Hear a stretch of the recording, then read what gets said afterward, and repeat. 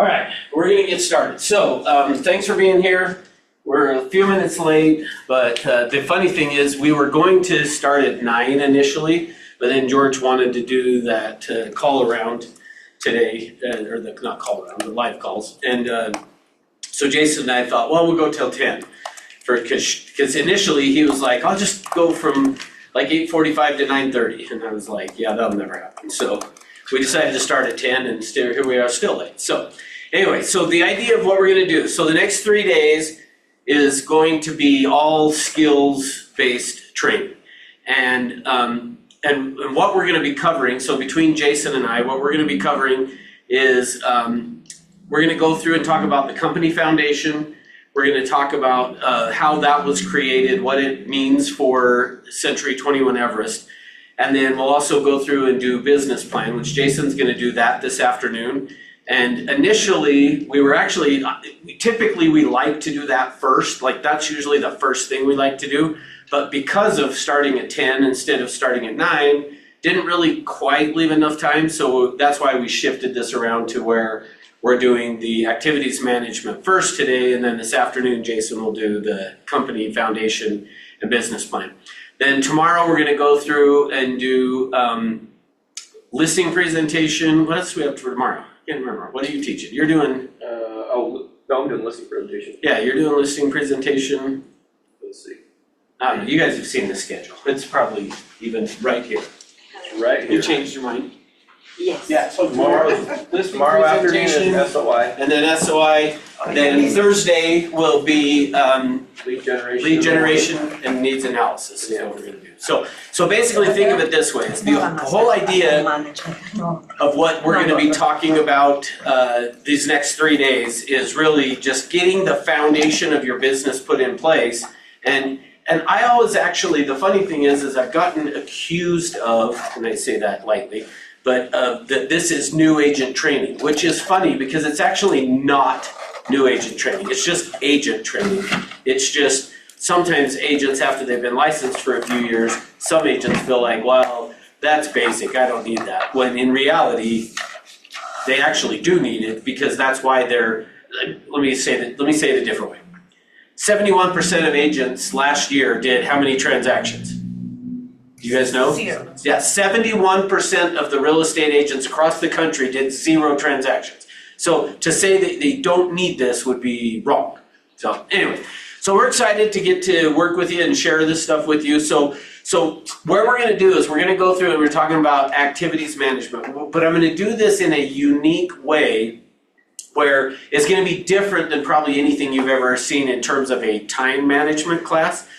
And I'm going to start with just a few principles to help you understand, and I'm going to show you how this relates then to you in terms of real estate. And let me start it actually by even just saying this. When I learned what I'm going to teach you guys today is one of the most impactful things that made a difference in my real estate career. And I'll explain why that is, but when the light clicked on, so I went to a class where I was taught what I'm going to teach you, and then I was given an assignment, and I left that. In fact, let me even back up and kind of give you that piece of it. What I learned, most of what we're going to teach you on this week, most of this stuff I learned about, I don't know, long time ago. It was over 25 years ago.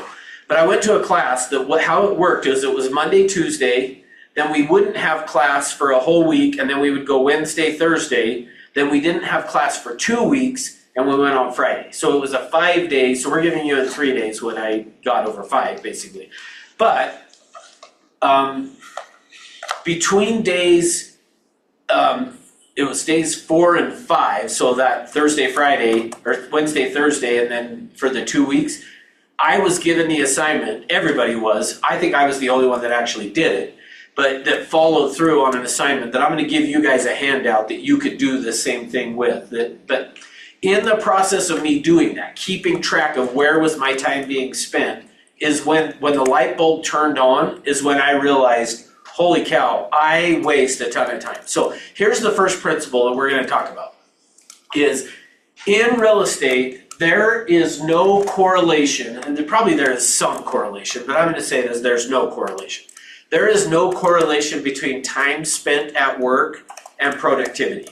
You could spend 8, 10, 12 hours here at the office and go home feeling like you worked really hard, but that is not the same thing as being productive. And so really that's what we're going to talk about from now until about lunchtime, is we're going to talk about what does being productive look like and how do you do that? Because I have one agent that I trained in this business many years ago that she made just under $300,000. It was $297,000 working 20 hours a week in real estate.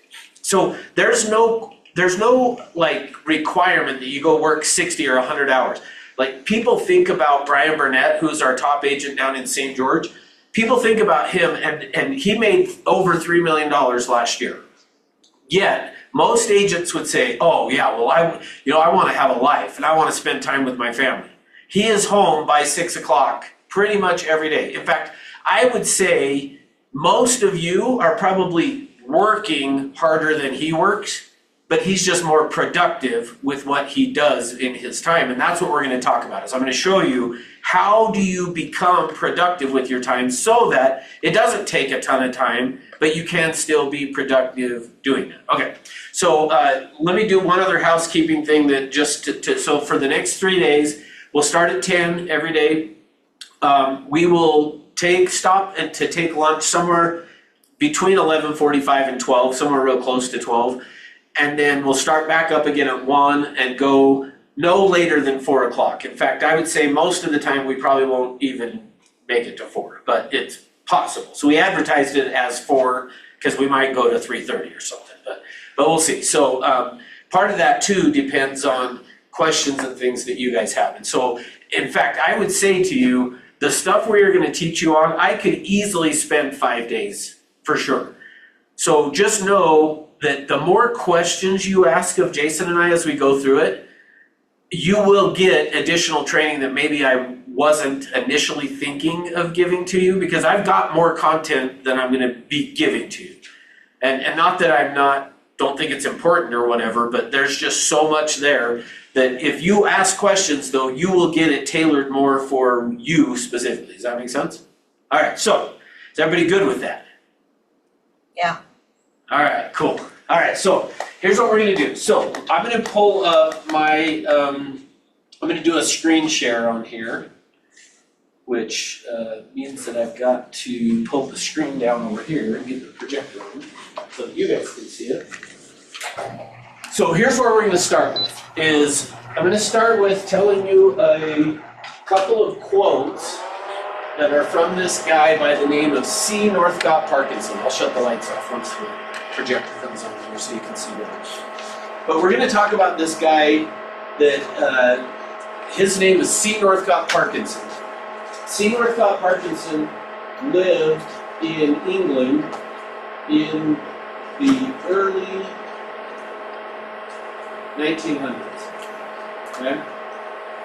And all right.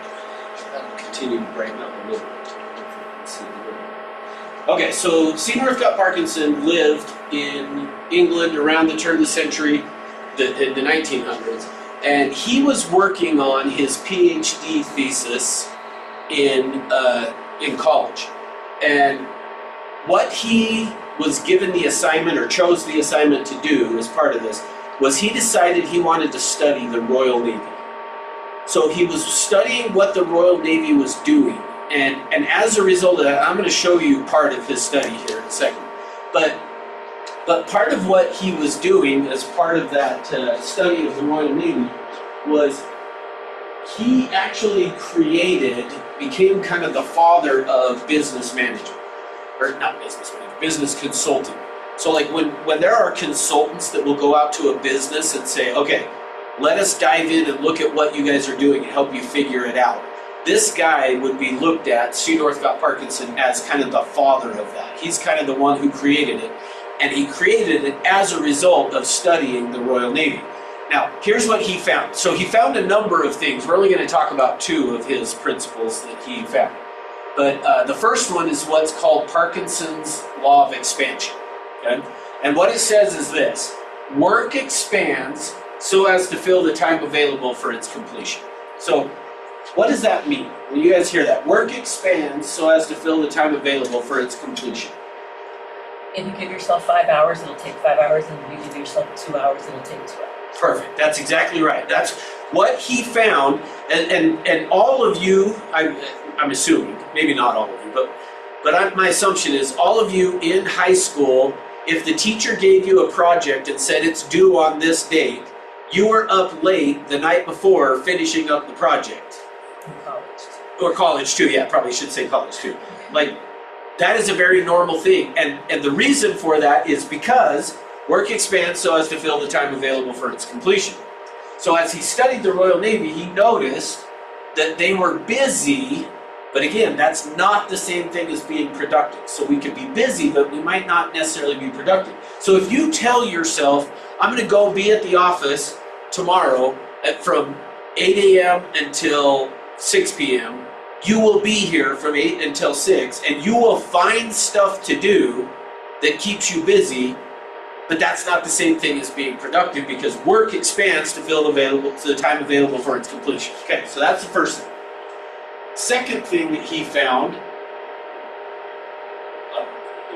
slides messed up. So, okay, here, let me show you what that looks like. So, in this study of the Royal Navy, here's what he found.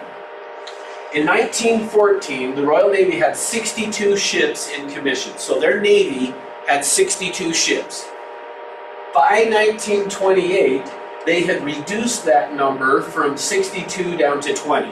So that number is a 67.74% reduction in the number of ships that they have, okay?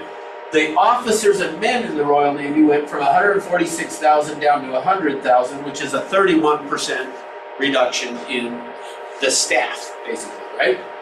But now notice what happens as we move further on this chart. The dockyards and workers went from 57,000 up to 62,000. And the dockyard officials and clerks went from 3,200 up to 4,500. The Admiralty officials went from 2,000 up to 3,569. So if you add these last two columns together, or really I guess three, you're over 120% there is what it's showing. Like, they look at the increase. So the ships went down, the officers and men in the Royal Navy goes down, but the number of dockyard workers, their officials and clerks, basically think of it as the upper part of a business. So just think about how a business operates, and in essence what this shows is it became top heavy. Like, they kept hiring people. And the perfect example of that is I have sat in meetings with real estate companies, not just ours, but including ours, where what happens is you're in a meeting and somebody has this idea of, we should start to do X, whatever that is. Well, that would mean we should go hire somebody to come in and do that. And then what happens is pretty much every business out there, and the reason we're talking about this is because you're gonna see, Jason will talk about today, you guys are business owners. You're not self-employed. In fact, I would say if you look at yourself as being self-employed, you need to change that. And Jason will talk more about it this afternoon. But you're a business owner. And as a business owner, if you don't properly manage your company, it will do this same type of a thing. So I'll give you an example. If you may say to yourself, well, man, I should do some social media marketing as part of my real estate career. And then you'll go spend a whole bunch of time studying and learning about and figuring out and planning out all of the stuff you're gonna do for social media, and then you'll go do that. Well, that's the idea, back to this, of work expands to fill the time available for its completion, but it's not the same thing as being productive, okay? All right, so just know that you in your real estate career will do this same concept. Now, it might not be that you go hire a bunch of people, but you'll have ideas of stuff that you could do that could impact your business and help it. And it might. In fact, I'm not saying it won't, but typically what happens, you're gonna see here in a little bit, is we end up spending time doing stuff that you could pay somebody a whole lot less than you make per hour. Like, for you guys that were here while George was making the call, he made a call today, set an appointment to go meet with a for sale by owner that's asking 1.7. Okay, if you thought about the amount of time and effort he would put into getting that listing, let's just hypothetically say he gets it, okay? He's gonna make $40,000 off of selling that property in how many hours would you guess? And he's gonna have to spend getting that property sold. Jason will have to. 20 maybe, but let's say it's 20, okay? So 40,000 divided by 20 hours is gonna be what? 200. Yeah. It's gonna be 200 what? An hour? No, it'll be more than that, right? It's probably like 2,000. Is that right? Is it 2,000? Did you do it? Yeah. 2,000. Okay. Now, how much are you gonna have to pay somebody to go create some social media marketing stuff for you? You gonna pay them $2,000 an hour? Oh, maybe 20, right? Maybe 30, I don't know, but not a lot. So that's what I'm saying is we will go spend time doing stuff that we could pay somebody $20 an hour to do, when if we actually were spending our time in the right area, we're making at least $1,000 an hour, I would say is gonna be pretty normal, okay? All right, so that's first principle. Second principle we wanna look at is this. Here's the second thing that he found. Time spent on any item of the agenda will be in inverse proportion to its importance, okay? So what he found is when he looked at the meetings they had. Now, and I'm gonna tell you how this relates to you as in real estate, so don't worry about that. But when he looked at, okay, the amount of time that they spend on an agenda item in a meeting would be in inverse proportion to its importance. So what that means is the less important an item was on the agenda of a meeting, the more time they would spend on that item. The more important an item was, the least amount of time they would spend. Now, let me tell you how that works, and pay attention to this. Next time you guys go to a meeting where somebody has an agenda, where they give you here's what we're gonna talk about, if you pay attention, this will play out exactly the way that I'm gonna tell you. Almost always. The only time that it won't is if somebody understands this principle and consciously does something about it. But seriously, pay attention the next time you go to a meeting and you will see this happen. What will happen is this, is they'll put together their list of items for their agenda. And what happens is they put the least important things first, the most important things last on the agenda. And then what happens is they say, at the start of the meeting, they'll say, okay, let's hurry and talk about these not very important things so that we can get them out of the way, so that we have a whole bunch of time to now talk about the really important stuff. Now, if you've ever sat in on one of those meetings, what ends up happening? We keep talking about the non-important things. What happens is they will go through and spend most of the meeting will be spent talking about the not important things. So I've got an example of that for you. So, first I got one other principle first. I don't know if I changed the slides or I know you did, but I don't know what happened there. I felt like they're out of order of how we usually do this, but that's fine. So I'm gonna bounce ahead and then we'll come back to these ones. Okay. So I'm gonna tell you about the Boston School District. So here's an example of the time spent on any item in an agenda will be in inverse proportion to its importance. And then after we do this, I'll show you how this relates to you in real estate if you're not careful. If you're not careful, you'll do this. So the Boston School District, they were gonna have a meeting. Now, just to make sure you guys are really clear and so this makes sense to you, who makes up the school boards? So like when you look at the School Board of Education, it's an elected position that they get to be on a school district board. Who are the people that end up getting onto those? Do you know? No? Anybody know who ends up being those? Okay, so typically, anybody can run for it. Like any of you could, next time, whatever the vote is gonna be for any of the school district boards, you could go and be like, hey, I wanna get on the board for that. I wanna be on the board for the school district. And you just go run to do that, okay? So you could go do that. And same thing, our Salt Lake Board of Realtors. I am on the board of directors for the Salt Lake Board of Directors. Any of you could get onto that as well. All you gotta do is, every year, there's gonna be an opening, and you just go over to the board and say, I want to apply. Well, they have to vote for you. Can't just. Okay, yeah, you gotta get voted in. Same thing with the school district. You have to get voted in. But so the way that school district boards work is, you would think, logically, if you didn't know, you would think, well, probably it's principals, administrators, like people who have been around, and that's not usually it's parents. It's just parents that are like, hey, I don't like what's going on in the school district, and I wanna go be a part of the change, so I'm gonna go run to get onto the school board. So what I'm gonna share with you now is a story about the Boston School District, their board, okay? And so keep in mind, these are just parents that went and said, I wanna make a difference because I don't like the way my education for my kids is going or whatever, okay? So, in this meeting that we're gonna talk about, they had 2 items that they were gonna talk about on this agenda. The 2 items they were gonna talk about, one of them was a $200,000 item, the other one was a $1.5 million item, which this story I'm telling you is old enough that I probably should start to change those numbers to match more like today dollars, because probably both of these are double or more than what I'm telling you from the story. This was out of the Wall Street Journal, by the way, this story.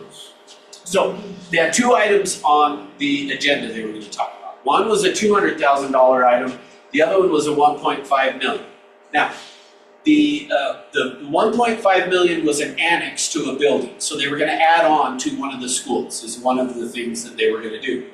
The other item that I'm not going to tell you about yet, because that's the punchline of this whole thing, but the other item, so the difference between on this annex, the difference between the high bid and the low bid was $200,000, okay? So they're going to talk about, hey, we're going to hire this contractor to come out and build this annex onto this building, and it's going to cost us $1.5 million, but the difference between the high bid and the low bid is $200,000. They chose the high bid at $200,000, okay? The other item that they were going to talk about was this $200,000 item, and the difference between the high and the low was $10,000. So they're trying to figure out, okay, in this meeting, we gotta make a decision about, do we go with the high bid or the low bid and spend $200,000? Or on this item, we gotta talk about the difference between the high bid and the low bid, and the difference is $10,000. They went with and took the low bid on this one and the high bid on this one. Now, before I get into why and what all this means, because you still probably aren't really clear, what would you guess? Now, if you know the answer, if you've been here before, Luz, don't give it away if you remember. I want you guys to just, what would you guess this $200,000 item was that they took the low bid on? So that they saved $10,000, but then spent an extra $200,000. Now, keep in mind, these are just parents, right? So what do you think they talked about? Oh, and let me give you this too. This $200,000 item was the first item in the agenda. So this was the top thing they were first thing on the agenda item, that the idea was, let's hurry and talk about it really fast so that we can spend a bunch of time on this. This was a 1-hour meeting. They spent 57.5 minutes talking about this high bid and low bid of $10,000. Then they spent 7.5 minutes, the meeting went over, they spent 7.5 minutes and took the high bid. So what do you think they were discussing for 57.5 minutes that then saved $10,000? Just throw out some guesses. What do you think? More simple than that. Okay, don't say it. Yeah, don't say it. I'll let you give away the punchline once everybody's made a guess. I said I think. Okay, well, we'll find out if you do. What other? Okay, it's not computers. More simple. What else?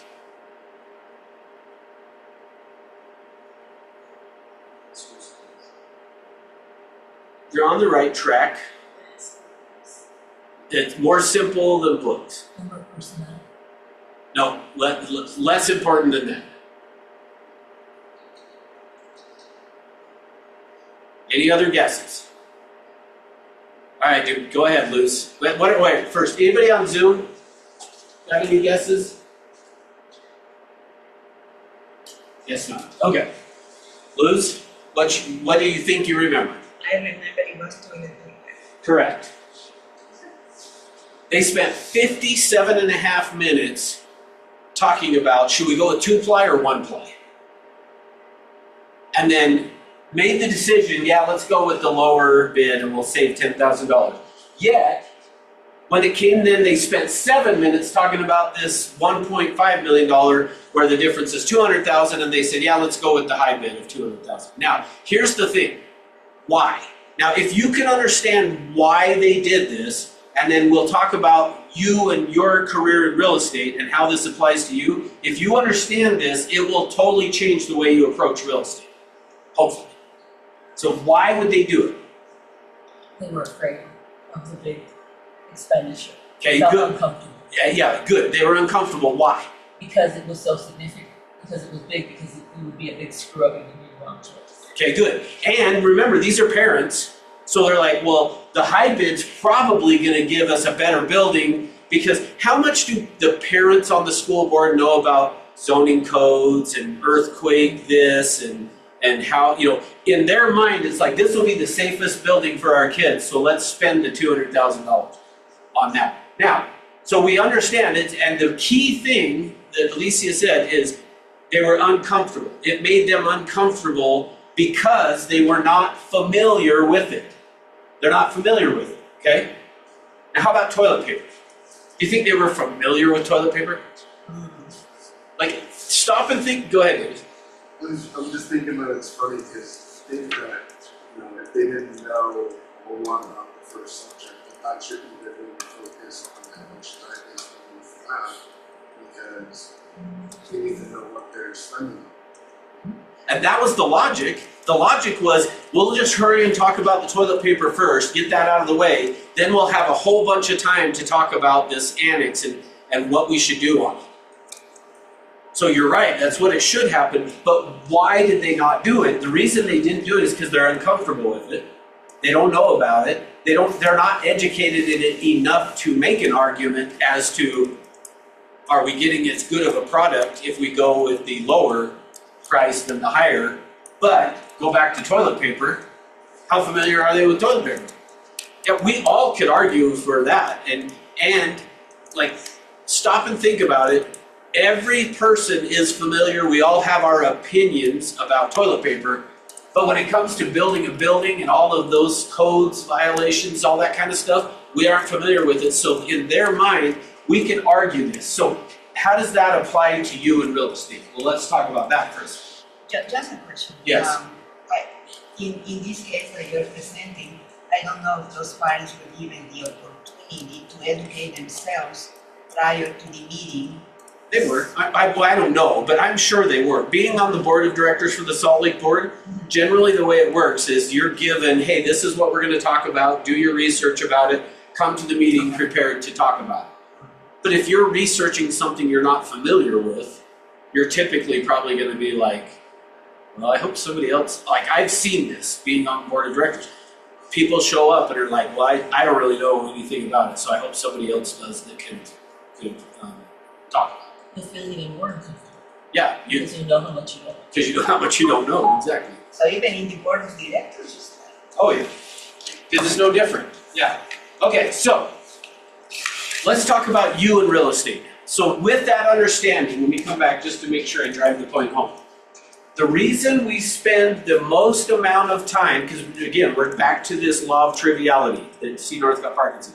The reason we spend the most amount of time on the least important things in our business is because the stuff that is most important, we're unfamiliar with it, we're scared of it, but we're familiar with it. So now, in terms of real estate, what are the things that are comfortable and easy for you to do in real estate?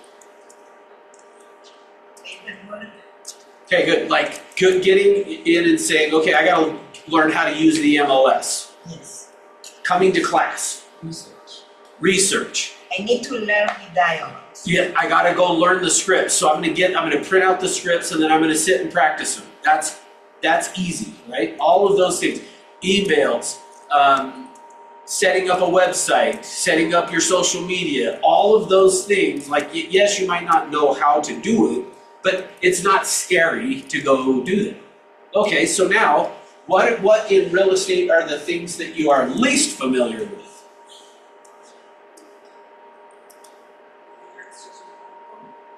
The answers in the phone call? Yeah, how about just making a phone call first? Picking up and dialing the phone is the things we are least familiar with, right?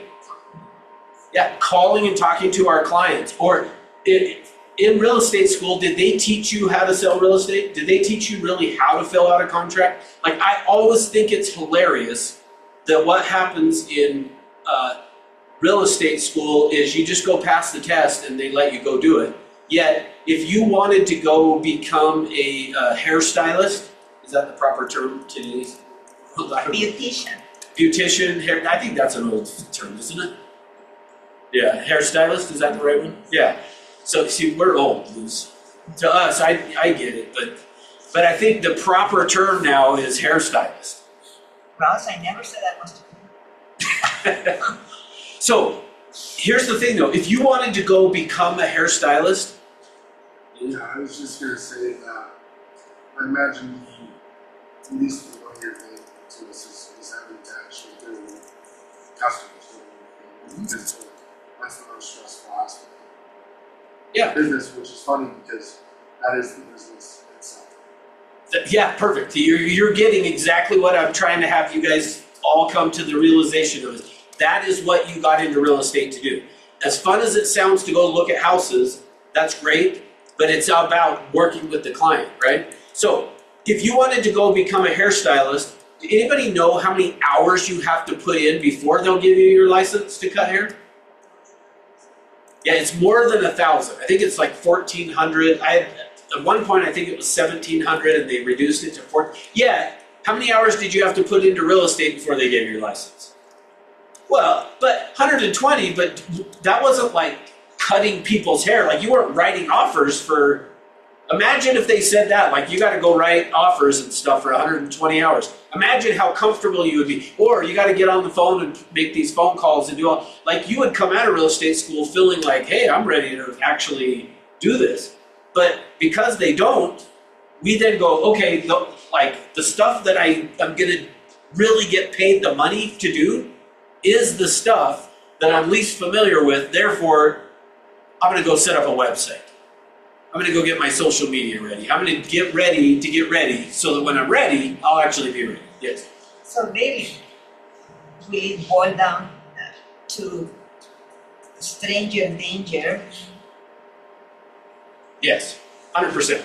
Yes, the whole thing, the whole issue, you're right on, Luz. The whole issue is your whole life, you grew up with your parents telling you stranger danger. Don't talk to strangers. Now you've come into real estate where exactly what we want you to do to be successful, and not 100% to be successful, because you can talk to the people, and you should talk to the people you know. But we're also telling you, go talk to the people that you don't know, which is why you're so averse to it, is because your whole life you were brought up told, don't go talk to strangers. Now you're in real estate and we're telling you, go talk to strangers. That's the issue, yes. Yeah, it's interesting that there's something about the tone that makes us scared. But when we go out and people talk to us and ask them what we do, we have them call and telling them what we do and asking for everything. It's just about not knowing what's in the other side of the Yeah, that's you're exactly right. And so because of that, that's why we go, well, we resist it because of that. Okay, good. Now you understand why. Okay, so now, the next thing is, this is the Pareto principle. You've all heard it as the 80-20 rule. This was discovered by a guy by the name of Vilfredo Pareto. Vilfredo Pareto was an economist in Italy. And here's what he found, is that 80% of our time is spent on activities that only make a 20% impact into the contribution to our business. And we spend 20% of our time on the activities that actually would make an 80% impact. So you do this same thing. every one of us. And the reason we do it this way is back to work expands to fill the time available for its completion. So because we will spend 80% of our time on activities that are only going to make a 20% impact on growing our business is what gets in our way, when what we should do is reverse that and spend 80% of our time doing the things that are going to impact our business and 20% on the things that are not going to, okay? So what that looks like is something like this. So these bars, especially these first two, would represent the 20% of the things that you do in real estate that are going to make a huge impact on your business.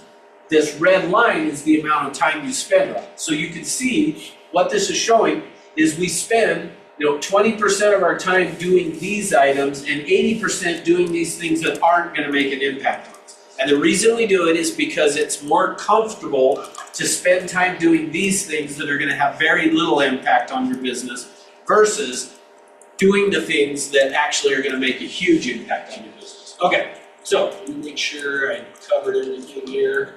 Okay, good. So now, here's the next piece of this. So now what we're going to go through and talk about next is something that I call a PINT analysis. And that is an acronym, and it stands, the P, in fact, I think I have this. Yep. P stands for productive. So of everything we've been talking about, we need to be spending 80% of our time, and actually you don't even have to spend 80, I'm going to show you. You could actually, even as long as you're spending 60, and I'll show you what that looks like in just a minute. But P stands for productive. And we're going to define what those things are, okay, in just a little bit. I stands for indirectly productive. So it's not productive, these indirectly, the I things, are not indirectly, or they're not productive, but they're indirectly. Meaning the things that we will call I time are going to be things that lead to productive time, okay? So there's only a few, in fact, let me even say it this way, and we'll get into it, but there's only a handful of things that are really productive for you to be doing. There is only really a handful of things that are indirectly productive for you to be doing, and that's where we want to do. And I'm going to show you that if you could have 60% of your time being spent between productive and indirectly productive, you'll make a ton of money in this business, which if you look at that, I'm still allowing for you to have 40% of your time that's not doing these things, okay? Now, the next thing is the N. The N stands for non-productive. Now, I'm going to keep saying this over and over and over again because I want to make sure you guys really understand it, but non-productive is not the same thing as not important. Okay, so when I say non-productive, don't hear me saying that's not important, because that's not what I'm saying. When I say non-productive, I'm just saying it's not one of these two things, okay? It's not indirectly productive and it's not productive, it's non-productive. There are a lot of non-productive things that are very, very important. So I'll give you an example. Getting your earnest money turned in is a non-productive thing, but highly important. Like, you got to do that, right? So keep in mind, when I say non-productive, don't hear not important. Because I'm not saying it's not important, I'm just saying it's not productive. And part of how I like to define that too, is I like to even put that into perspective of, think of it as this area up here is where, when we were talking making $2,000 an hour, that's doing these activities. When you're doing these activities, you're making $2,000 an hour. When you're doing these activities, you could be paying somebody $20 an hour to do it. That's what I mean by it. So it's not that it's not important, but you could get somebody else to go do that for you so that you could go make $2,000. That's what I mean by non-productive. Are we clear on that? Everybody's clear that when I say non-productive, I do not mean not important. It just means you could pay somebody a lower salary or wage to go do that. Okay, and then the T is your total time. Now, what we're gonna do next is I'm gonna show you how all of this works, how you put it together, and how you can use this in your business. And in fact, I will tell you that this tool that I'm gonna give to you, if you will use it in your business, will make a huge impact, just like it did for mine. Like when the light bulb turned on for me and I realized how much time in my day was spent non-productively, when I realized how much non-productive time I was spending and said, okay, I'm not doing that anymore, because if my choice is, and let me say it to you the way I talked earlier.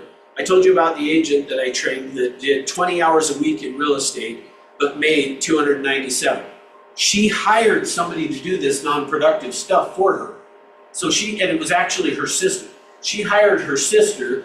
I don't know what she paid her sister. I think she paid her good, but she paid her sister a lower amount to go do all of this non-productive stuff because she was a mom. She had 4 young kids at the time. I think they're probably all grown now, but at the time she had 4 young kids, and she wanted to be able to be there to go to their school stuff. She wanted to take care of the kids and be mom still. So she understood this and just said, okay, I'm gonna pay somebody to do all this stuff and I'm gonna just only spend my time doing this, but I'm gonna spend 20 hours of my week doing this stuff only. And I'll pay somebody to do the non-productive stuff. And when she did that, this is how she can make $297,000 working 20 hours a week. Does that make sense? Yes, no? Yes, it makes sense. Okay. So, any questions on that so far? They're dying to know what is productive versus the non. Okay, good. We're gonna do that right now. So we put the Right? screen, put it up here. Okay, because that's what we're gonna do next, Liz.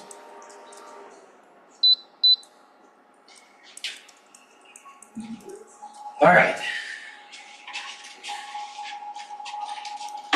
Is that why there is not a TC in the company?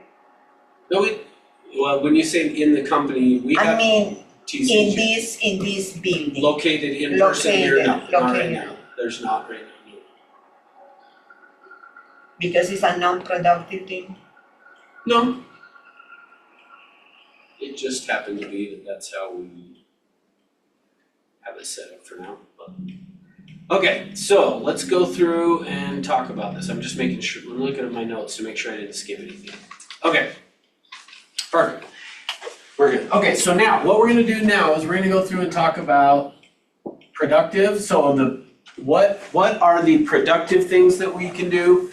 What are the indirectly productive? What's the non-productive? And then we'll talk about the total. So just for the sake of, because we don't have to spend a lot of time on it, this total is actually just you keeping track of the total amount of time you spent working. Okay, so when I talked about that agent working 20 hours a week, like she kept track of her time to know, okay, I'm available. And in fact, actually, she had it organized out of like, so she kind of had all of her kids' stuff on the calendar first and then looked through to say, okay, when can I go do my work now? And then she worked her schedule around that. And we'll talk about schedule here in just a little bit as well. But let's start over here on this productive side of things, okay? So we're gonna now make a list of what are the most productive things that you can do in this business. And then, and we'll just move our way across like this and talk about it. So what do you guys think? What are the most productive things you could do in this business? Prospecting. Okay, so believe it or not, that's gonna fall over here. Prospecting falls under the indirectly productive. Now why? Why would this be indirectly productive? Because you could be making money or could not. You don't always hit the right spot. I mean, it's not guaranteed, right? Okay, yes, that's true, it's not guaranteed, but I would say really what we talk about over here isn't guaranteed either. But I would say under this, think of it as the prospecting leads to Appointments. the productive type. So good. So let's talk about appointments then. So what are the different types of appointments that we could get? Okay, good.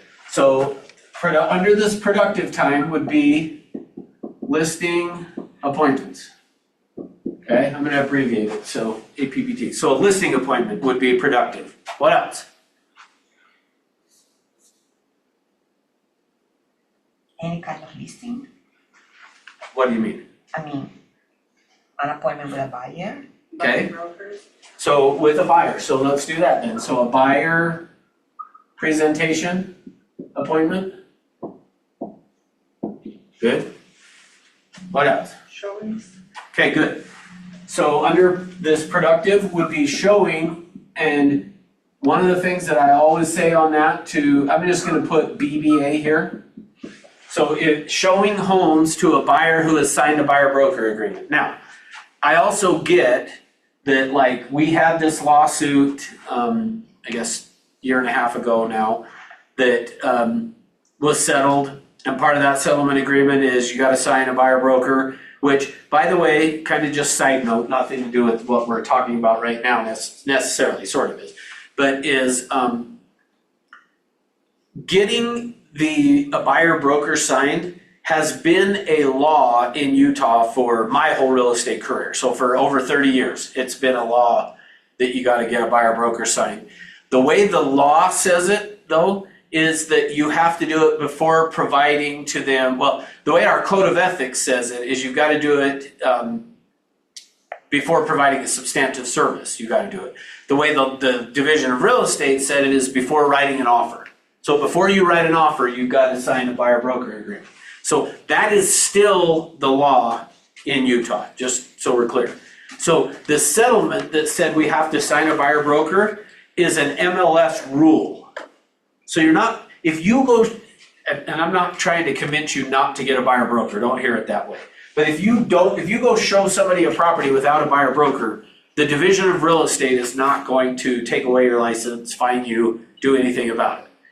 The MLS could fine you for not getting one, just so you know. But I'm on the board of directors for the Salt Lake Board of Realtors, and in our meeting this last month, we talked about, the CEO brought up that, what they're seeing is agents haven't changed. Most are still not getting a buyer broker site, which we at Everest have taught at least the 10 years that I've been here, but I know it was happening before I got here 10 years ago, is that we get buyer broker signed. Like, we teach that here at Everest, and we have for a long time. So that lawsuit for us was like, no big deal, like, because that's how we want to do it and how you should do it. So now, let me bring that back to here. If you're showing homes, and so the whole reason I brought all that up is because if you're showing homes to somebody without a buyer broker, then in my mind, that's not productive. I would classify that as you're still prospecting, okay? So if you're ever showing homes to somebody, so for you guys that were here today with George making those live calls, I would classify the appointment that he set to go on today, because the guy was very, unless, now it could change when George gets to the appointment, but that appointment, in my mind, he's still prospecting. Like, he's not going there to, Sign a contract. yeah, to get his contract signed. He's just still prospecting. Does that make sense? So when we say showing, I'm in agreement, as long as you have a buyer broker signed by that buyer, then I would put it as it's productive. If you don't have one, if you're showing properties to somebody that has not signed a buyer broker, you're just still prospecting in my mind. It's indirectly productive, but it's not productive. Okay, good. What else would be, these are getting a little bit harder, but there's only a few more too. What other things could we, in fact, I think there's only 3 more that, unless you guys give me an idea that I go, oh, that's true. But I can only think of 3 more things that would go there. Any thoughts? Writing contracts. Good, so writing contracts, so I'm gonna just put it as, I'm gonna abbreviate it, but negotiating. When you're negotiating a contract, so you have written an offer for a buyer and you're presenting it to the seller, and you're in that process of negotiating, so you're negotiating the contract. So in fact, I'll just put in the contract. Would be productive. What else? Making sure your clients on their deadlines. So I would put that over here. Now, again, remember I said non-productive is not the same as important. Like, that's highly important. Yeah. Highly important. But it doesn't take much time. But, well, it's not that, it's if you hired a TC, they'll do it for you. You don't have to. Oh, okay. Yeah, so that's why I put it there. Okay, what else? Closing. Good. So go into closings. When you go show up to a closing, now stop and think about it for a minute. And this is how part of how I want you to think about this productive stuff is if you imagine what your checkbook, your whatever, your retirement account, I don't care what you want to call it, would look like if for 8 hours every day all you did is went from one closing to the next, one closing to the next. Like how much money do you think you would make in real estate if you just spent 8 hours every day going to closings? Then you become Ryan Burnett. Oh, you would blow him out of the water. Like seriously, if you spent 8 hours a day doing that, now I've never stopped to run the numbers, but it's going to be over $10 million. It might be $20 million. You'd make $20 million. I don't know. I haven't run it. It also depends on sales price, but if you just went off the average sales price, we could do the numbers. Should we do the numbers? Do you care? No, You don't care, or you do want to know? we do what? Okay, so let's just say it took an hour each time, so 8 hours a day, and let's just say that you were gonna make $15,000 per closing. So you'd make $120,000 a day, times that by 5, so you'd make $600,000 a week, times that by 4, you're gonna make $2.4 million a month, so this is way higher than I thought. So you'd make $28 million if you. Can you see why I'm saying, like, that's the most productive thing you could do, is just go sit in closings all day long, every day, make $28 million a year. Be awesome, right? Okay, So what else? There's one other, realistically, is anybody achieve that? Anyone? has someone, is that what you're asking? I don't think so. To my knowledge, no. I'm not aware of anybody that has done it. Be awesome, but, I mean, definitely possible. Like that's what though I would say, I want you to think that way though, is how do I create my business to where I spend as much time as I can every single day doing this? Because if you could do that, you could make $28 million a year in real estate or more. That was based on a $500,000 sales price and 3% commission. So, I mean, you'd make pretty good money. All right, what else? There's one other thing. I'll probably have to give you this one, but I'll give you a second just to see if you can think of it. Price reductions. It's what? That's not the phone calls. Not phone calls. Price reductions. Price reductions. Good job, Ruth. Price reductions. So getting a listing and then going back later on and getting them to reduce the price would be productive. Now, what do you notice? And like I said, it's possible there might be more to this list that I'm just not thinking of. But here's how I'll help you figure out if there is or not. What do all of these have in common? Make money. Okay, but besides that, yes, it's gonna lead to making money, that's for sure. What else though? They deal with the client. Okay, what do you mean by they deal with the client? I mean, for a listing presentation, a buyer or whatever is going on. I mean, showings, the closings, the price reductions. Those you are dealing with the person. You are not doing like indirect things like paperwork or whatever else. Good. You are talking to them. Good. Face to face. Yeah, good. That's how I like to say it. Is typically, now not all of these are gonna be done face to face, but typically you are face to face in a selling situation. And when I say a selling situation, what does that mean?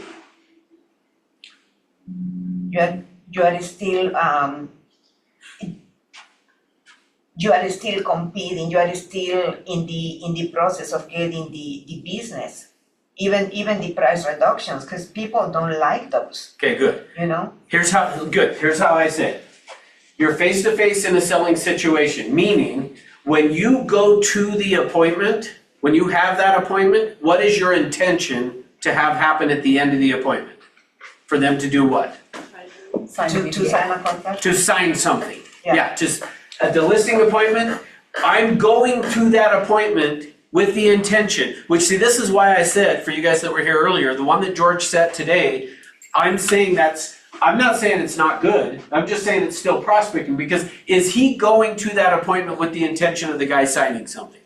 Well, he has No. intention, but the guy Yeah, doesn't. I would say he isn't going with that intention, because he's not even taking any paperwork or anything, right? So he's just showing up. Now, I'm not saying he won't get it, Luz, but I'm saying his intention of going to that appointment is not to have them sign something. So if your intention when you go on an appointment is to have them sign something, count it as productive. If your intention is to go build rapport, which is what he said, he's still prospecting. That's indirectly productive. And that's okay. I'm not saying it's bad. You'll see here in a second. You go on a buyer presentation, or they come into the office for a buyer presentation. What are you expecting to have happen at the end of the meeting? Sign a BBA, right? They're gonna sign the buyer broker agreement. Okay, I'm negotiating contracts. Obviously, that one's an easy one, right? I'm expecting people to sign the contracts while we're negotiating. When I go to a closing, that's the whole point of closing, is that's what they're doing, is signing contracts. When you get a price reduction, you're getting the client to sign something. So notice, the most productive thing you can do in real estate is get people to sign stuff. That's where you want to spend your time. Now, how many listing appointments, buyer presentations, showing, negotiating contracts, closing, price reductions do you get if you don't prospect? See, Yeah, you might luck into one. Like, there's a real estate trainer out there that's like, you might get so nervous in prospecting that like every time you knocked on somebody's door when they open it, you throw up. Eventually, you're gonna have somebody that opens the door that's like, oh, I like that, come on in. I wanted to have you help me sell my house. Like, you might luck into somebody like that. Not likely though, right? So notice though, that without prospecting, we don't have anything. That's why this indirectly productive is important. And in fact, here's what I would tell you. We're gonna, in a minute here, we're gonna go through and I'm gonna build out the ideal schedule. In fact, I'm gonna build out Brian Burnett's schedule for you to show you what his schedule looks like. But before we get to that, prospecting is anything that you're doing that leads to this. Now, there are two types of prospecting. We're not gonna get into that in this class today. I'll probably do it actually on Thursday that I'll get into it. But there's two types of prospecting. There's active and there's passive. And so you still, well, in fact, let me do a brief on it. I don't want to spend too much time because we're going to do it on Thursday, part of it, but a small part.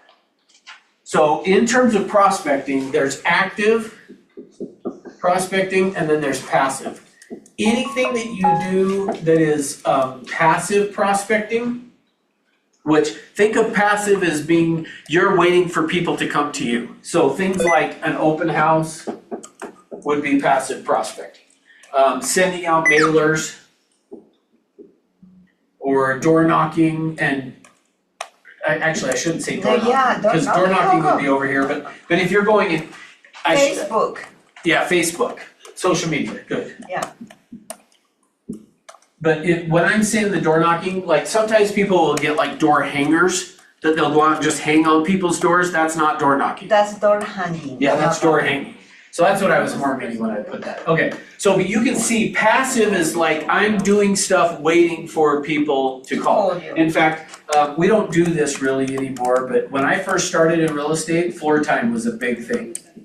What? You would sign up at the office for if somebody calls the office and says, I need a real estate agent, I want to be the person that you refer them to. And so that was floor time. So you would sign up for floor time where you would show up to the office and then any phone calls that came in during that like 2-hour window that was like, hey, I want to buy a house or I want to sell a house, you would get those calls if you were on floor time. What was the OH? Open house. Open house. So there was a guy in the office that I first started in. We had these bank of windows, and I've talked about him a number of times. He would sign up for floor time. He'd show up at the office, and then he would sit down, and he would look at it, and he would just sit there like this for like 2 hours. He wouldn't move, just watching the traffic go by. Now, if the phone rang, somebody called on floor, and it was a floor time call, he would get it. That's the example of this passive. You're just sitting there waiting for business to come to you, okay? Now, here's how I say it on this, is in terms of this passive prospecting, when it comes to that, you only get to count this as prospecting. So like, let me use the example I just did, this floor time. The guy that would sign up for that and would go just sit there, If nobody called in for that 2-hour window, you get no credit. Like it falls under non-productive. So essentially you want to have passive prospecting, but you don't wanna put all your time into passive prospecting. You want it to passively get you, leads and things, but you wanna be in active prospecting majority of the time. Yes, and I will, on Thursday, I'm gonna go into more detail on that, and I will show you. The good thing about the passive side of things is they're pretty easy to convert and they have a high conversion rate. The problem is, it's like I was saying, back during floor time, that guy would sign up and go sit there in the office for 2 hours, and if the phone never rang during that 2-hour time frame, he did nothing. So here's how I would say from what you're saying. If we still had floor time, if that still existed, this has kind of gone away because of the internet. Like people will go on the internet and request stuff now instead of calling the office. But how I always did it when I would sign up for floor time all the time. So exactly what you're saying, but I would sign up for it during my prospecting, my active prospecting time. So I would be on calling for sale by owners or expireds or just listed, just sold. I would be doing all of that stuff When you were waiting. while I was waiting for Because this. that's all just background stuff, like Yeah. it's working in the background Yep. for you. So I might be making these other phone calls, and then the receptionist would ping me and say, or go over the loudspeaker, whoever's on floor time, there's a call on blah blah whatever number. And if I was on a call, then I would, like if I was on a call and it was going good under active prospecting, I just ignored it and was like, I'll get to it if I get to it. Because if not, she would then give it to somebody else. But if the call wasn't going good or nobody was answering, I'd just hang up and immediately go pick up that floor time call. So yeah, that's how your thinking is right on this. Is these are not bad. Like doing an open house, I think doing open houses is a great way to pick up clients. But you also might show up and be there for 4 hours and have nobody ever come to the open house. And if that happens, then you just wasted 4 hours of your time, unless what you did was while you're at the open house, You're Sat making made- like cold calls or. yeah, make other phone calls while you're sitting there. So yes, your thinking is right on, these are not a bad thing, it's good, but kind of have that in the background while you're doing the active, okay? Now, so here's the difference. What did you have? Yeah, I was just gonna say, I think mailers and door hangers and social media are actually non-productive because people can do that for you. Correct, but, and I'll explain this more in a second, because the reason it can end up counting as prospecting, well, I'll just do it now. If you set an appointment from this, then it counts as prospecting. So you're right, if I go do an open house and I sit there for 4 hours and one of two things, nobody shows up, non-productive. I do an open house for 4 hours, I get 5 people that show up and I set no appointments, non-productive. If I sit there though and I get 2 appointments out of that 4 hours, then I would say I had 2 hours of indirectly productive and 2 hours of non-productive. So the secret on this passive stuff is it counts as 1 hour, it equals 1 hour of eye time if you set an appointment. If you set an appointment doing this, it counts as 1 hour of prospecting because you set an appointment. But if you don't, then it counts as all end time. So, yep, okay, so real quick on the active side, that would be for sale by owners, expired, cold calls, which I always have to throw in the do not call list, make sure you check the do not call list. If you're cold calling, and for sale by owner expired too, just listed, just sold, which really is just cold calling, just slightly different. Internet leads. Which, so on internet leads is active if you're calling them, but if you're sitting and waiting for them to call you, then that would be passive, okay? Does that make sense? So this is a 1-to-1 ratio of prospecting. And this will all make sense what I'm showing you, because I'm gonna show you to keep track of your time. But if you are doing this for an hour, it counts as 1 hour of indirectly productive. So Ross, about the internet leads, what we are getting in these systems, they already know, they are not in collision with the do not call thing? So you correct. If on an internet lead, they've signed up on the website, Mhm. and I can't say that this is 100% for every website out there, Mhm. but they should be something that is, they're giving permission to call them because they signed up on the website. Okay, Yeah. Now, where you could get in trouble, and because I'm recording, don't ever do this. If I wasn't recording, maybe do it, but I'm just kidding. Don't do it. don't do it. I'm kidding, don't do it. That's a joke, don't do it. I got something in my eye, I think. So, anyway, if somebody signs up on the internet site and you call the phone number and it doesn't work, and then you went to like one of those people search sites and you found a different phone number, then you need to check it against the do not call list. That's how I should say it. You need to check it against the do not call list. Okay. I think I got this stuff out of my eye now. All right. So don't call somebody that's on the do not call list. I want to be really clear on that, okay? Good. Sure. Do not. All right. Questions? Any other questions on? Okay, so How do we get hold of the do not call list? good question. So we actually have a company one, so I will get you the link. Okay, So I usually send the link out about every 6 months of here's the access to, because that list has both our company do not call list and it has the nationwide do not call list. We have to update it every 30 days. And so, and we have a way, I can send out the link to you guys for this as well, for you to go put somebody on the do not call, on our do not call list. So we're compliant with that. Okay, now, so with this, when it comes to prospecting, the way the paper I'm gonna give you in a little bit is about keeping track of your time, and I'll say more about that in just a second.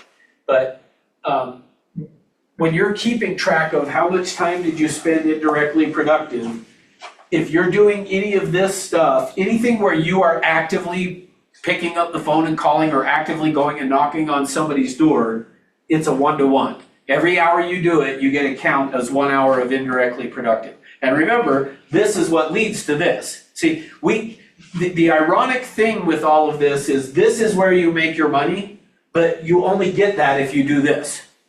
Like that's the thing that's kind of ironic. So really, what I'm gonna show you in a minute, the most important thing you can do is this, prospect. Because without prospecting, you won't have any of this stuff. You have none of it. So are all indirectly productive things, those are like the tools that you use to get to the productive? Correct. Yep. In fact, sometimes I'll do something like this that shows that ultimately, like, think of this axis as being the productive time. This axis is indirectly, well, actually, no, sorry, I did that wrong.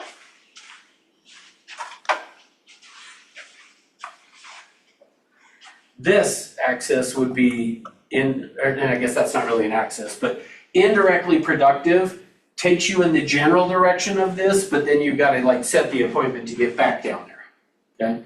And then anything on this line would be non-productive. Anything this way, we aren't really going to talk about it, but that's counterproductive.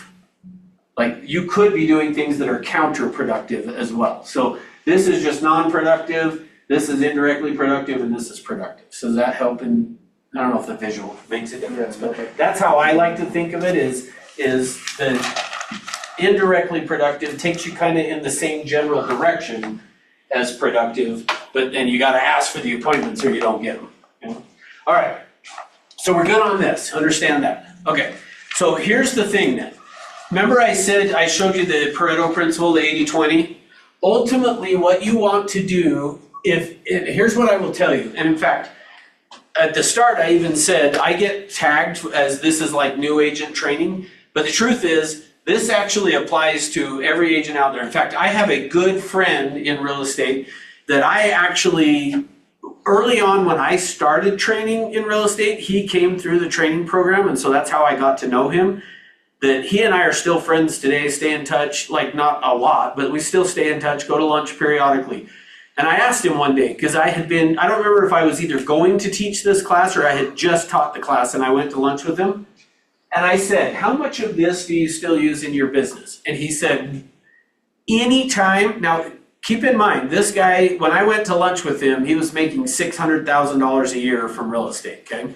And I said to him, how much of this do you use? And he said, anytime I feel like my business is off track, or we like to say, you'll hear people talk about it in real estate, like baseball, I'm in a slump, like I feel like nothing's happening. He said, anytime I feel like I'm in a slump in real estate, the way I get out is I immediately start tracking my time. Where am I spending my time? Because when you figure out where your time's being spent, here's the key. If you can have 60% of your time being spent in one of these two areas, you'll make a ton of money in this business. Anytime you are less than 60% between the two of these. So like Davis, you're probably the newest, right? Licensed? Anybody, when did you get, and remind me your name. Caitlin, yeah. When did you get your license? It's still going through that. Oh, so you're even newer then, okay. So, here's what I would say. The key thing, well, this applies for everybody, but if you can spend, if you ever find that less than 60% of your time is being spent in these two areas. Now, here's the good news. Even as a brand new agent, you might look at it and go, okay, but I have nobody to meet with right now. Okay, then guess where 60% of your time should be spent? Prospecting.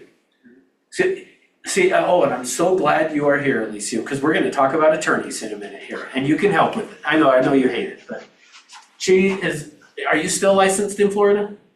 No. Oh, she was a licensed attorney in Florida, so don't hate her. She saw the light and she's no longer an attorney, right? But she's going to help me speak to some of this stuff in a second here. Okay. So keep in mind, if you can have 60% of your time being spent in indirectly productive or productive, you're going to make a ton of business, a ton of money. But if you drop below that, is where you're going to get in trouble. So the idea is, now notice though, I'm still allowing for you to have 40% of your time in non-productive. Non-productive, by the way, is everything else. We aren't even going to make a list. If it doesn't fall into one of these two categories, it's non-productive. Like, can anybody think of anything else we would do in real estate that would not be non-productive, that would fall into one of these two categories? Research, Yeah, research, non-productive. comparative marketing. CMA, non-productive. But notice, I'm still giving you 40% of your time to do that kind of stuff. I'm not saying don't do it. Those are still important. Like if you're gonna go on a listing appointment, you need a CMA. But notice, it's non-productive, meaning as you get more productive in your real estate career, you could pay somebody to do the CMA for you. You could hire somebody and be like, hey, I'm gonna pay you $20 an hour to do all of this stuff, or 30 or whatever. But I'm gonna pay you to do all this stuff for me, and you put together the CMA, and then I'll go show up to go to the appointment. And then what you do is spend your time prospecting. So here's what happens. This is what typically happens with real estate agents, is their business does this. The reason that happens, like this is not uncommon for real estate agents to have their real estate career go like, I have a lot of money, oh crap, I gotta go get a job. I got a lot of money, crap, I gotta get a job. I got a lot of money, oh crap, I don't have any money. The reason that happens is it looks something like this. We start prospecting. So we go, okay, I went to this class, Russ said prospect. Okay, so I prospect because I'm gonna get 60% of my time doing that, right? So prospect. What happens though, or should happen when I prospect? You should get a business, should get appointments. I should set appointments. So guess what that leads to? Now I get some productive time because I get to go meet with a buyer. I get to go on a listing appointment. So I have some more productive time, some indirectly productive, and then I go to closing, which is productive, and the deal closes. But because I spent actually, let me do it this way. Let me say it this way. What does this lead to? What? And it's not money. I mean, yes, money, but indirectly productive leads to productive. Guess what productive leads to? It's less time spent in, Non-productive. oh, yeah, okay. Because, Time spent indirectly productive as well, because now you're gonna be spending less time in prospecting if you're spending more time in productive and in non-productive. correct. So because now I go write the offer, I get it accepted, and especially a new agent, I'll watch a new agent get the offer accepted. They come to the office and they sit down for like 4 hours putting together the loop in dot loop to then go hit submit and send versus an experienced agent would spend like 20 minutes or maybe, and a new agent will spend the entire day like going through their paperwork and making sure, like, so productive time leads to non-productive time. So then now what happens is you get all this non-productive time, and then I already kind of said what this moment down here is. We'll keep it PG today. Oh crap. Like, I quit prospecting, and yes, I had a closing, but now I don't have any business left. So what do I gotta do? I better start prospecting again. So they start to prospect. Prospecting leads to P time leads to end time. We do a whole bunch of P time, end time, and then we go down here, we go, oh crap, I better start prospecting again. This is what happens to real estate agents. Go ahead. Have you ever had a TC? Yes. Yep. Yeah, I didn't really call her a TC, I just had an assistant. So at one point, I had an assistant that I paid her an hourly wage. It was my wife's sister that I hired. She would come to the office every day. She would get all of my stuff ready for me. She'd do CMA. Like, yeah, she did all of this for me so that all I had to do was this and this. Ideally, that's where you want to get to. And I will tell you how to know when that time is in just a minute. But this is what happens. What we don't want is that. Instead, we want our career to do that, right? Well, the way you do that is make this a priority and make sure that 60% of your time every day is spent between these two items. If you can do that, you'll do great. So I'll give you right here, by the way, if you do that and you find that, okay, remember I said non-productive is not the same thing as not important. Like, you still gotta do, like, there is an agent, I won't tell you who it is, but I think every one of you probably knows. Maybe Caitlin might not. Caitlin, right? Okay. You might not know him, but the rest of you guys all know this person, he or she, we won't say, that makes good money in real estate, but lets this stuff fall through the cracks, or was, that they're not anymore. They did, for a long time, they let this stuff fall through the cracks. I was constantly, as the principal broker, being like, come on, you gotta like do your paperwork, you gotta get that stuff done. But that agent understood this enough to be like, sorry, I gotta get my prospecting in, and then, well, now I got appointments, so I gotta go on the appointment, so I don't have time to go do the paperwork. That's when you hire a TC or hire an assistant, which is what this person has done, is hired an assistant, so that, and since they hired the assistant, I haven't really had issues with their paperwork anymore because they have an assistant that's doing this stuff for them. So how you know when it's time to do that is when you're finding that I'm having such a hard time doing the I time, you won't have a problem doing P time. I'm having a hard time doing this because I have so much of this going on, which leads to so much of this. When you find that that's happening is when you go, okay, I gotta hire an assistant to do this so that I can keep doing that. Does that make sense? Yes? No? You don't like it, but you don't like it, but it makes sense. Okay, good. So I'm gonna erase this. Now, so let's go through and talk about this for a minute, because what I'm gonna give to you next is I'm gonna give you a piece of paper that you can use to keep track of your time. So I mentioned that when I started doing this is when my business just really took off for me. And it was because of this experience that I'm gonna share with you right now. So I'm gonna give to you a paper here in just a little bit. Use this as like your master copy and then make photocopies of this. That you can use this to keep track of your time on a daily basis. And you'll notice at the bottom, it's got total, indirectly productive, and productive. And the reason I've got it laid out that way is total, indirectly productive, and productive is because everything else is you don't need to track this because it's whatever's left over. Whatever is not these two things is that, okay? So you'll notice on here, this is broken down into 15-minute increments. And what you want to do, and what I did, so when I did this, when this made such an impact for me, is I had gone to this training, we were challenged for 2 weeks, which I'm going to challenge you to do this for 2 weeks too. For 2 weeks, keep track of where your time is being spent, okay? And what it looks like is it's in 15-minute increments. So every 15 minutes, what you will do is, and this starts at 7:30, but you might not actually start prospecting, or your day might not start till 8 or 9 or whatever, but whenever your day starts, what I did, so let me tell you, I'll just tell you the story we meet first. So I was told to do that, keep track every 15 minutes. So here's what I would do. I would set my alarm. The watch that I had at the time was an Ironman Triathlete, a Timex watch.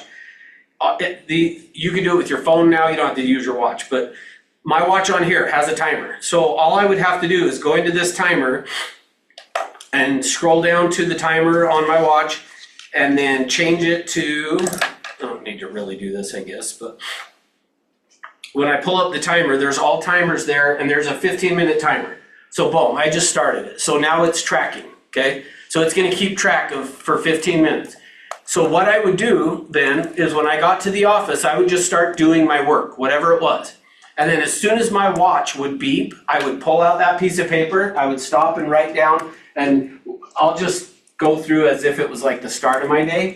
For me, it was like, okay, I'm pulling the expired. So I would have written down pull expired. And you could actually even abbreviate it. So you could, if you're you could just be like PE, pull expired. So then I wrote down in that first 15-minute increments, pull expired. And then if 15 minutes later it went off again and I was still doing that, I would just do it again, PE.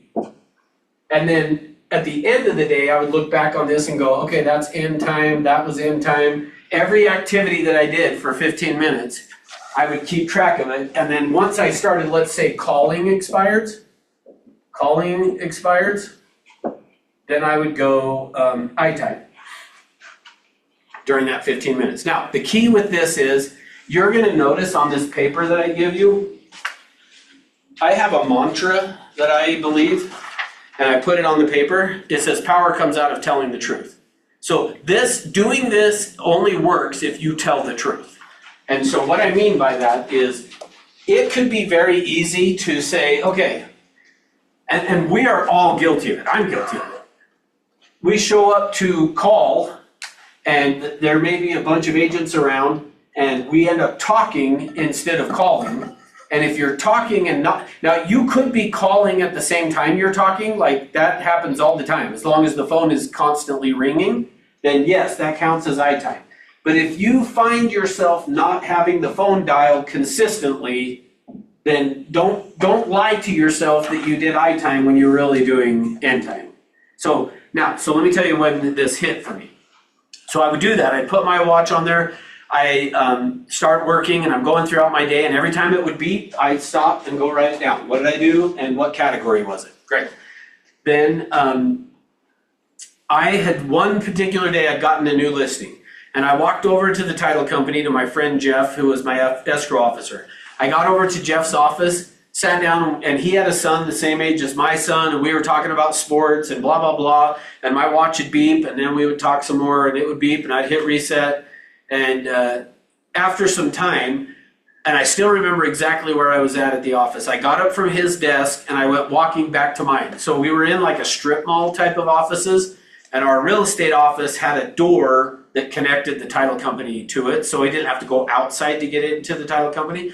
So I had walked through out of their office into mine through this hallway, and I'm walking along the hallway, and I remember the men's bathroom was here, the women's was right here. As I got to right here, my watch beeped. I looked down and hit reset.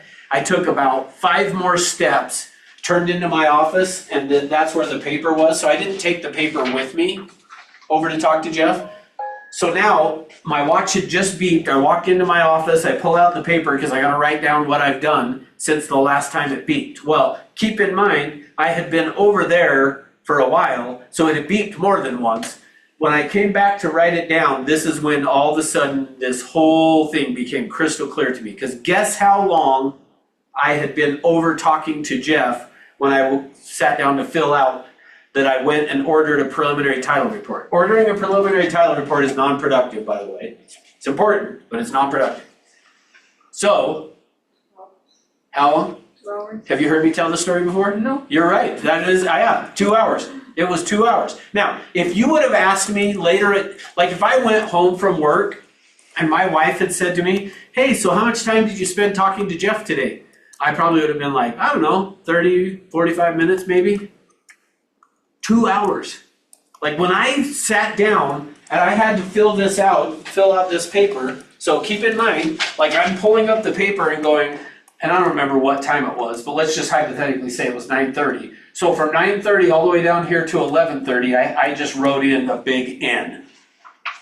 And then I wrote down visiting with Jeff, like, because that's really what it was. But I remember when I did that, I remember stopping and going, wait a minute. Like, is that really how I want 2 hours of my day to be spent? Like, if I'm gonna spend 2 hours just chit-chatting, like, is that really how I want my day to be spent? And I was like, no.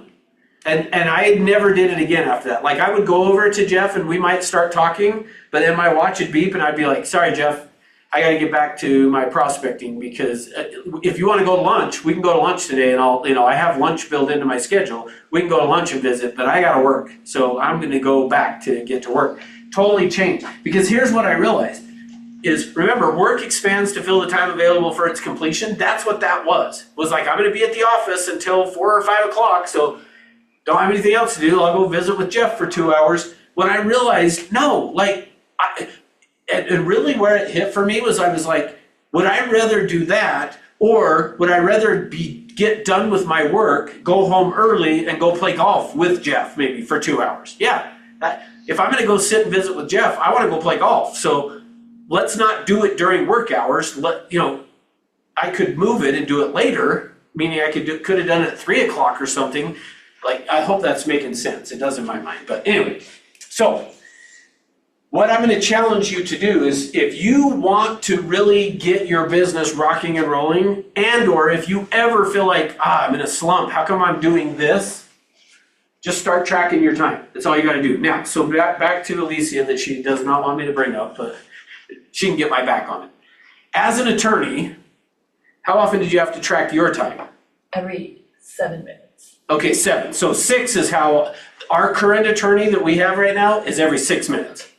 So every 6 minutes, he gets credit for productive time. Now, so as an attorney, how many productive, or for an attorney, you'd call it billable hours, how many did you have, like, were you on your own or were you with a firm? I did both. Okay, so when you were with a firm, how many billable hours were you supposed to get in a day or a week or whatever? Do you remember? 8 per day. 8 per day. How many hours did you have to work to get 8 hours of billable? 10 to 12. So notice that. So an attorney now, so keep in mind, I'm asking you to do it every 15 minutes. Attorneys got to do it every 6 or 7 minutes, that they're writing down what did they do. And the whole objective is this is your billable hours. To be equivalent to an attorney is like, and the billable hours would be talking to a client, doing some sort of research so that you could get back to the client. Almost everything is billable. Yeah. But notice though, it still took 10 to 12 hours to get 8 hours. Because you go to the bathroom, you talk on the phone to somebody who's not a client, you go to lunch. Yeah. So notice that though, same concept. So think of it that same way. Like I always say, we are a profession, no different than an attorney, CPA, doctors, dentists. Like we fall into that same category. So this is your billable hours. This is how you get paid, is doing this. But you're gonna have to spend a whole bunch of time doing this. But really, I would say for real estate, for us, it's you gotta generate the clients to do this, which is why I don't put this on just billable hours. I'm saying between these two, 60% of your day needs to be spent. So if you were working, just to keep the math easy, 10 hours in a day, 6 of those hours should be spent in one of these two categories at all times. So if you're 5 hours a day, 3 hours a day need to be this. You following me? Now, there is no correlation between, I say that with a little bit of a caveat, between the total amount of time you work and how productive you are. Now, what you can't do is say, oh, okay, now I get where Russ is coming from, so I gotta have this be that. So I'm gonna work 3 hours and I'll have 1 hour be prospecting. And then boom, I did my 60%. which is true, but like there's not really a number. Like you'll never hear me ever tell you this is how many hours you should work. I'm never gonna tell you. You'll never hear me say this is how many hours you should work. You will hear me say of those hours, 60% needs to be in between those two, and if you'll do that, you'll make money. Now, the obvious though is you can't be like, okay, well I'm gonna work an hour a day and I'll spend 40 minutes of that hour prospecting. Like that's probably not gonna be enough time. Like there is a little bit of a correlation. Like you can't be like, okay, I'm gonna spend 10 minutes working every day and 6 of it will be prospecting. Like that's probably not gonna work. So you gotta have enough, but like I say, I've watched agents work 20 hours and make a huge income because they do this. So that's what's most important is what is your percentage? Now, one last thing and then we'll go through what the ideal schedule should look like. But here's what I would tell you is that most agents in our company and I would include in this and maybe say the agents making between 100,000 and what number should maybe 300, maybe even 300 to 400,000 are still only going to be 11% productive, meaning in this category only. Not the 60%. No, I'm saying in just only this category. They probably are making up for it in this one, yes. Okay. But I'm saying just in terms of productive, the amount of time they're spending doing this. Like, so, and let me give it to you this way. Brian Burnett, who made $3 million last year, I've never actually sat down with him to run these numbers, but I have with other people who have been similar. And I will tell you, I would be surprised if he's more than 30% productive. So $3 million a year, you only gotta be, now here's what I want you to see. Notice this. If someone here could be making, let's just say $300,000, being 11% productive, going from 11% to 33% adds a whole bunch of zeros, adds a whole bunch of zeros to that. So, Like, well, hang on, just let me drive the point home. So, what I don't want you to see is just increasing your productivity a little bit adds a huge amount of money to your income. So just being a little more productive, getting 1 or 2 extra appointments turns into a ton more money. So I just want to make sure you're seeing that. But at the end of the day, Brian Burnett, you're going to see here in a second, he for sure does 60% between the two. Okay, go ahead. Now you forgot? Okay. Well, if it comes back, let me know. Sorry. Okay, so let's go through and talk about, I guess I can leave that. We'll do it here. Let's talk about what the ideal schedule is. Now, I get it that I'm going to put up here the ideal schedule for you, and not all of you might be like, oh, I can't do that schedule because I got blah, blah, blah. What's important is that you schedule in this. In fact, I'm going to tell you of all the appointments you'll ever have, this one is the most important. This is more important than these, because if you don't do this, you'll run out of these. So treat your prospecting like an appointment, okay? All right, so here's what the ideal schedule should look like, okay? 8 a.m. is morning ascent here at the office, okay? Whether you're on Zoom or you come in person, ideally come in person if you can, just so that you have the camaraderie and stuff. But 8 a.m. morning ascent. That is supposed to be 8 to 8:45. Depends on who does it. Really, actually, technically, the funny thing with that, ironic is, it really initially was 8 to 8:30. And I usually, when I do it, I try to stick to the be done about 8:30, but George goes till 9. So I only have seen the morning ascent online, so what do you guys do when you're here? Well, if you've seen it online, then you know what we do. I just heard The chanting and stuff? yeah. Oh, okay, yeah, so I'll explain it. So over here, we've got these things here. Yeah, we just go through these. So we do affirmations. So like the one is, this is Napoleon Hill, the guy that wrote Think and Grow Rich. In the book Think and Grow Rich, he has this, and he says basically at the very end, you should sign your name to this formula, commit it to memory, and repeat it aloud once a day with full faith that it'll gradually influence your thoughts and actions so you'll become a self-reliant, successful person. So we go through that. Then John and George created this, hey, what would, if an agent wanted to close 24 plus transactions a year, what would they need to do? And then we came up with, these are the things, if you did this, you'd close 24. Then Tony Robbins does a thing, if you've ever been to a Tony Robbins event, is Unleash the Power Within, which if you haven't gone, you should go. But he talks about this and explains this when you go there, and then we've got some opening and closing affirmations. So first, that's the first thing that we're doing is going through the affirmations. Then when we stop and you hear just quiet music playing, is people are writing in their journal, and they're writing 10 things they're grateful for in their journal, and then 10 intentions, so 10 goals, 10 things that they want to accomplish. So it's always, and then after that, we get up and do the message. So yes, thank you for asking that And we question. high five each other. And high fives, yeah. We walk around and go, morning, morning, like that. All right, so that's 8:45. Ideal, oh, my timer just went off. So that's where I would restart it again, and then I'd stop and write down what I just did. So for me, I would go over here and write down, taught class to agents, P. For me, this is the most productive thing I can be doing as the principal broker is teaching you guys. So for me, this class is P time. Guess what it is for you? Non-productive. End time. Doesn't mean it's not important. Don't get up and leave. It's still important, but it's end time. Like, think of it as if you spent 8 hours every day just in class, and you never did anything else, you'll never make $1 in real estate. So that's why it's end time. Okay. Now, so my opinion, 8:45 to 9 should be role play. So, oops. So do some type of role play, okay? Then from 9 o'clock is prospecting. From 9 till about noon.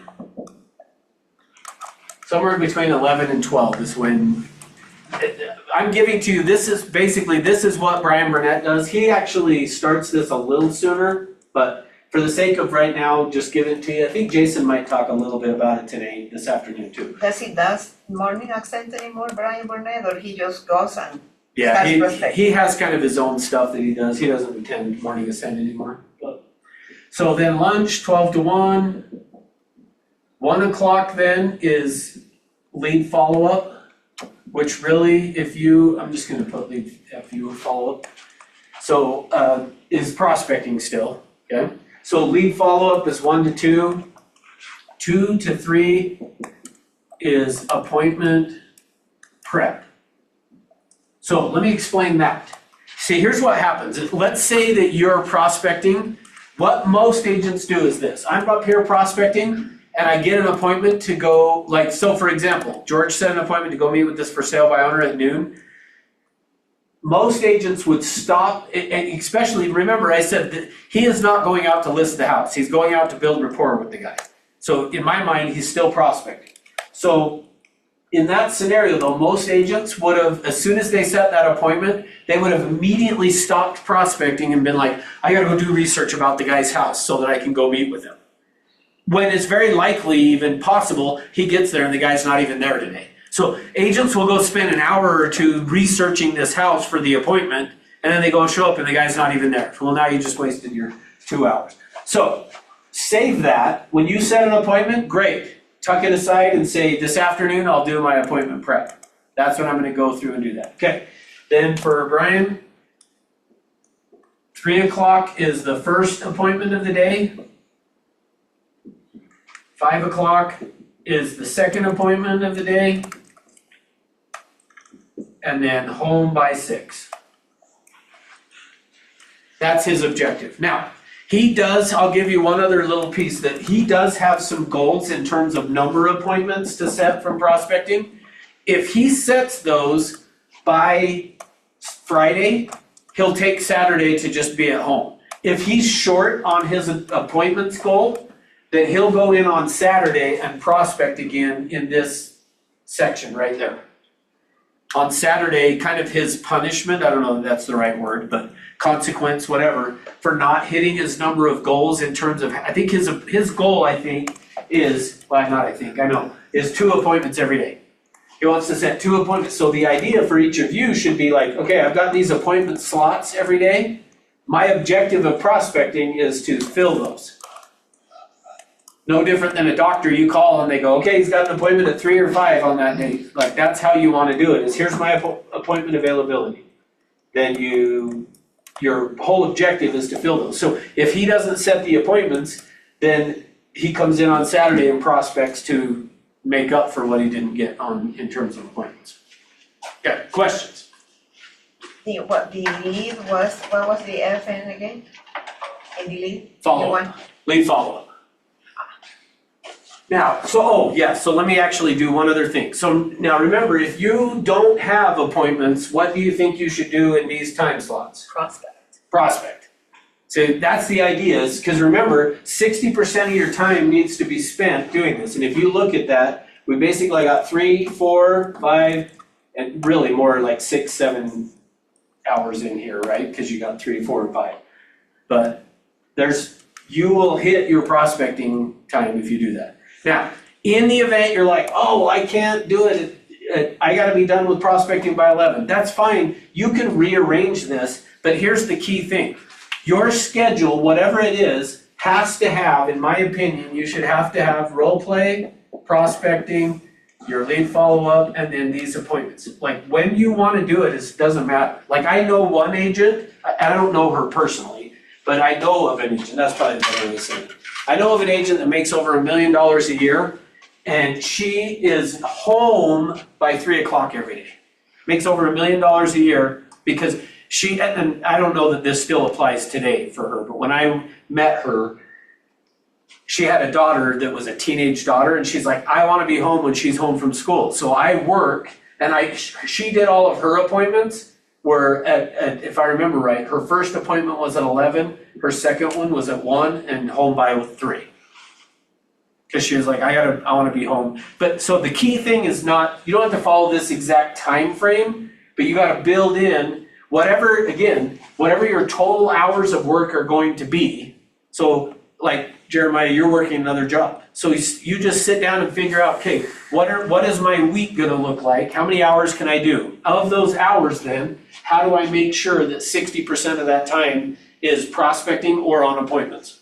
And if you'll do that, that's where, again, I'm telling you, the agent worked 20 hours a week. Now granted, she paid somebody to do this other 20 hours of stuff, but you could do it with 20 hours a week, but you gotta be highly disciplined to saying, I just gotta make sure I get my prospecting in and have a slot for appointments. Does that make sense? Okay, questions? Comments? All right.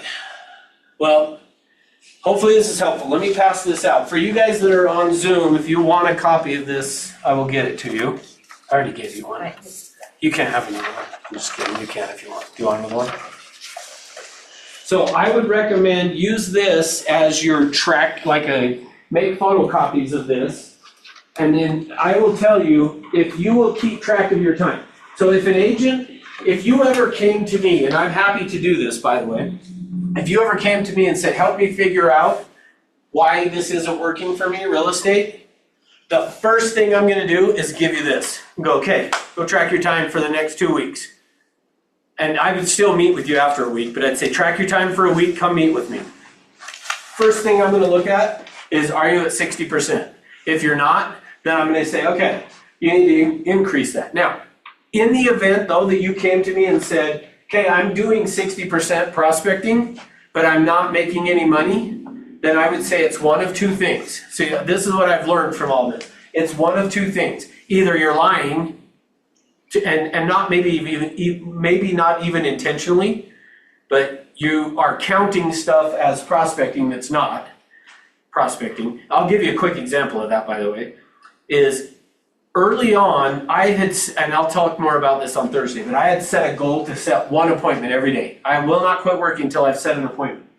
Well, towards the end of the day, I would call a for sale by owner and be like, hey, can I come by and just take a look at your house? I might have a client interested in it. And they'd say, yeah, sure. Then I'd be like, yes, got my appointment for the day. Well, that's where I'm like, you're not telling the truth, Power. Because if you stopped and said, is that really an appointment? Well, no, because I'm not going there with the intention of asking them to sign something, so that doesn't count. In my mind, that does not count. So if you'll track this, though, you'll figure out where you're at. Or, so one of two things, either you're lying like I was, or you've got a skill set issue that we gotta fix. We gotta fix the skill set issue, okay?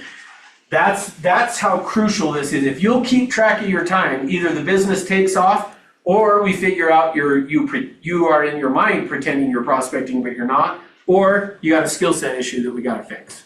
And we can fix it, that's not a problem, okay?